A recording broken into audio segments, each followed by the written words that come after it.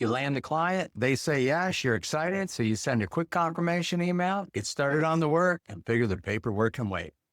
3 weeks later, the project is doubled in scope. The client expects deliverables you never discussed, and when you finally bring out payment, they tell you the work wasn't what they expected. Scope doubled, no agreement.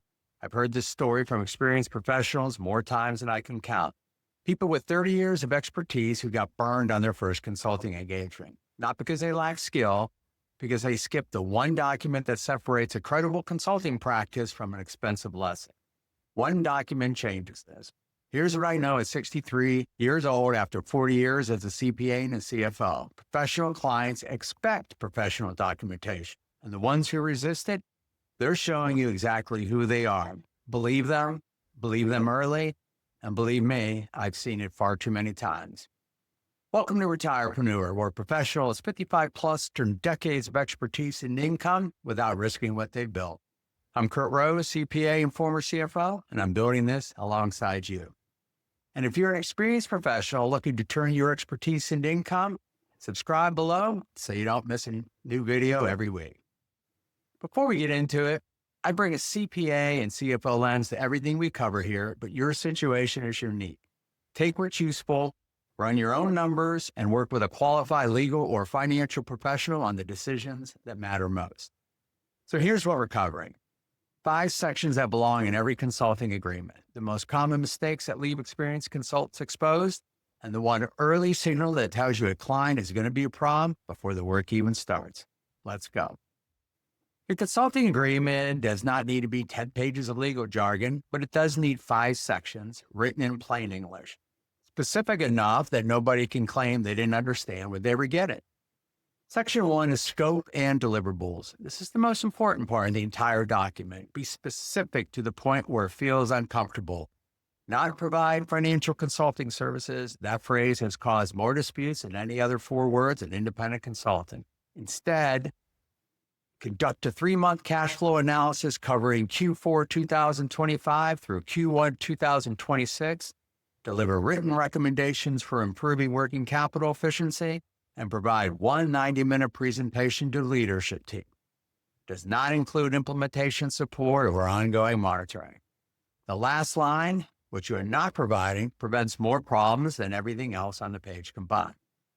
Section 2 is timeline and milestones. Break the engagement into phases with specific dates and include what the client must deliver at each milestone. Data access, feedback, a designated point of contact. Most projects stall because the client didn't come through on their end. Documenting their responsibilities gives you professional ground to stand on when that happens. Section 3 is payment terms. Total fee, deposit amount, payment schedule, invoice due dates. What happens when payment is late? A meaningful upfront deposit, often 1/3 to 1/2 of the project fee, is standard practice in professional services. It commits the client. It weeds out people who aren't serious. And it means you are not starting work with 0 payment in hand. Sections 4 and 5 are where most consulting agreement templates fall short, and they're where experienced professionals have the most to gain. Section 4 is mutual responsibilities. Your agreement shall list what you are providing and what the client must provide. This transforms the engagement from something that feels like a favor into a structured partnership with clear expectation on both sides. When I was a CFO reviewing vendor agreements, I paid close attention to whether the vendor had documented their assumptions about what we would provide. The ones who had were the ones I trusted to run a clean engagement. The ones who hadn't were the ones who came back 3 months later asking for more time because we hadn't given them access to something they assumed they'd get automatically. And Section 5 is your scope change process. This is your insurance against scope creep, and scope creep is not a possibility, consultant. It is a certainty. Your agreement should specify how new requests are submitted in writing, how additional work is priced, and how timeline changes are handled. Then when a client emails you 3 weeks in with, by the way, can we also look at last year's data for comparison, you have a professional response ready. Great idea. Per our agreement, additional analysis outside the original scope would be structured as a phase 2 engagement. I can send you an estimate today. You're not being difficult. You are following terms both parties already agreed to. Quick question before we get to the mistake most consultants make.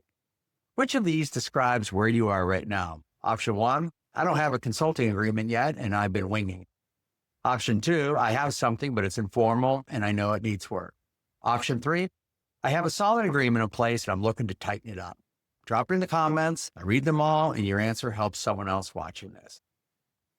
Here's the pattern I've watched play out over 4 decades. The clients who become problems are almost always the clients who resisted documentation from the start. They want flexibility. They don't like formality. They assure you it will be simple and straightforward. And then 3 months later, you are fighting for payment because they decided unilaterally that your work didn't meet expectations. Expectations they never clearly articulated and you never agreed to in writing. When I was younger, I would feel honored just to get a consulting opportunity. I was uncomfortable pushing for top dollar or insisting on paperwork. I didn't want to seem difficult. I didn't want to lose the opportunity. But at 63, I have none of those concerns. I quote my rate with confidence. And a quick story on a recent engagement that I had entered into with my former CEO. Another individual in his company who hadn't seen the agreement reached out like, is this really your price, or are you charging this amount because you had to do it while you were up in the mountain? And I just confidently said, that's my price. And if that's an issue, we don't need to continue with any further work. I draft a clear agreement before any work starts. And if a client resists signing a straightforward document, I politely decline the engagement. No apologies, no second guessing, because professional clients understand that clear agreements protect everyone. They appreciate the structure. They want to know exactly what they're getting and exactly what they're paying for. When a client pushes back on basic documentation, ask them a simple question. What concerns do you have about the agreement? That conversation will tell you everything. If they can't give you a professional answer, they've already told you everything you need to know. Walk away. Here's what I want you to take from this. A consulting agreement is not the boring paperwork you create after landing a client. It is the professional tool that helps you land better clients.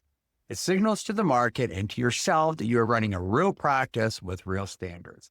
I spent 40 years in finance watching what happened when agreements were clear and what happened when they weren't. The pattern is consistent. Clear agreements lead to smooth engagements. Smooth engagements lead to confident clients. Confident clients refer other clients. Vague agreements lead to disputes. Disputes lead to unpaid invoices. Unpaid invoices lead to the conclusion that consulting doesn't work. But consulting didn't fail, the documentation failed. You have spent decades building expertise that companies genuinely need. The consulting agreement is the first place that expertise shows up as something worth paying for. It says, I have done this before. I know how to run this. You're in good hands. Get this document right before your next engagement. Not after, before. It is the foundation everything else is built on.